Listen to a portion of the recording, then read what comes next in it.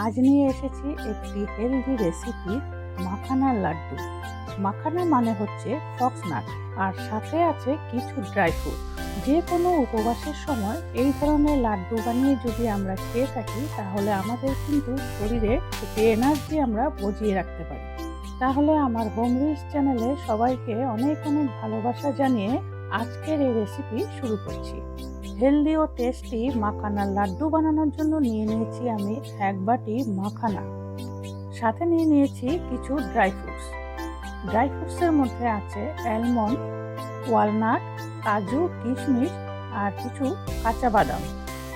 এবার একটি fry pan বসিয়ে দিয়েছি, দিয়ে দিচ্ছি 2 টেবিল স্পুন ঘি।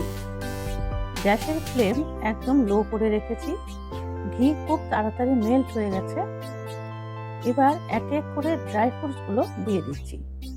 ড্রাই ফ্রুটসগুলি প্রথমে শ্যালো ফ্রাই করে নিচ্ছি। খুব বেশি ভাজলে ড্রাই ফ্রুটসের কিন্তু কালার চেঞ্জ হয়ে যাবে, সেই জন্য শ্যালো ফ্রাই করে নিতে হবে। এবার আমি ড্রাই ফ্রুটগুলোকে শ্যালো ফ্রাই করে একটি প্লেটে উঠিয়ে নিচ্ছি ঠান্ডা হওয়ার জন্য।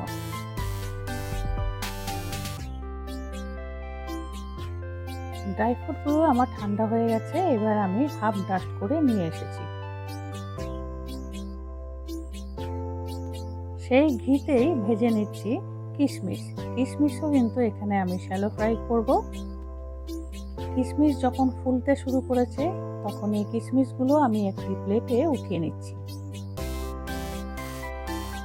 এবার সেই ঘিয়ের মধ্যে দিয়ে দিচ্ছি আমি মাখানা। মাখানাগুলো খুব ঘন হাতে নেড়ে চেড়ে ফ্রাই করে নিচ্ছি।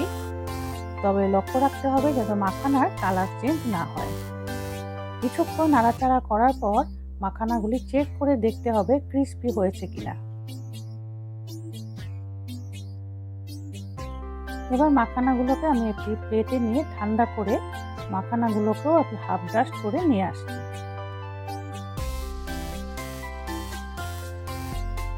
এবার ফ্রাই প্যান বসিয়ে দিয়েছি। ফ্রাই প্যানের মধ্যে দিয়ে দিয়েছি গুড়। এখানে আমি 250 গুড় ব্যবহার করেছি। দিয়ে দিচ্ছি 1 টেবিল স্পুন ঘি। এবার নাড়াচাড়া করে গুড়টাকে ভালো করে মেল্ট করে নিচ্ছি। গুড় খুব সুন্দরভাবে মেল্ট হয়ে গেছে। এবার দিয়ে দিচ্ছি 1 স্পুন মৌরি। মৌরি দিলে লাড্ডুর মধ্যে খুব সুন্দর একটি ফ্লেভার হয়। মৌরি ভালো করে মিক্সড করে নিয়ে এবার একটু চেক করে নিচ্ছি যে গুড়টা চিটচিটে হয়েছে কিনা। গুড় কিন্তু খুব সুন্দর আঠালো হয়ে গেছে, মানে চিটচিটে ভাব হয়ে গেছে। এই সময় দিয়ে দিচ্ছি হাফ ডাস্ট করা মাখানার গুঁড়ো। ভালো করে মিক্সড করে নিচ্ছি। দিয়ে দিচ্ছি ডাস্ট করা ড্রাই ফ্রুট। ভালো করে গুড়ের সাথে মিশিয়ে নিয়েছি। এবার আমি এখানে দিয়ে দিচ্ছি 4 টেবিল স্পুন ডেসিকেটেড কোকোনাট। ভালো করে মিশিয়ে নিয়ে দিয়ে দিচ্ছি 4 চামচ গুঁড়ো দুধ। গুঁড়ো দুধ দিলে টেস্টটাও ভালো হয় আর বাইন্ডিংটাও কিন্তু খুব সুন্দর হয়। এবার ভালো করে মিশিয়ে নিয়ে দিয়ে দিচ্ছি 2 টেবিল স্পুন ঘি। এবার সম্পূর্ণ উপকরণগুলি নিচে উপরে করে বেশ ভালো করে মিশিয়ে নিতে হবে। তাতে করে গুঁড়ো দুধটাও কিন্তু আমার আস্তে আস্তে করে মেল্ট হয়ে যাবে আর গুড়ের সাথে খুব ভালো করে মিক্সড হয়ে যাবে। লাড্ডু বানানোর জন্য মাখানার বাইন্ডিং রেডি হয়ে গেছে। এবার একটি প্লেটে নামিয়ে রেখে আমি ঠান্ডা করে নিচ্ছি। হাতে নিয়ে নিয়েছি ঘি। দুটো হাতের তালুই ঘি দিয়ে ভালো করে র্যাপ করে নিচ্ছি। এবার বানিয়ে ফেলছি একটি লাড্ডু। এখানে আমি 2 রকম সাইজ করেছি, কয়েকটা ছোট কয়েকটা বড়। বাইন্ডিংটা যদি ভালো হয় তাহলে কিন্তু লাড্ডুগুলো কিন্তু খুব সুন্দর হয়।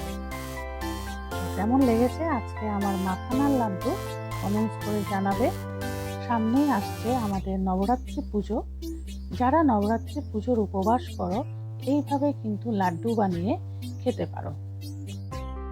আশা করি আজকে আমার রেসিপিটা তোমাদের সবার ভালো লেগেছে। আর যদি ভালো লাগে একটু লাইক করে দিও আর কমেন্টস করে জানিও তোমাদের কেমন লেগেছে। তাহলে আজকের মতো আসি, আবার দেখা হচ্ছে নেক্সট একটি ভিডিওর সাথে।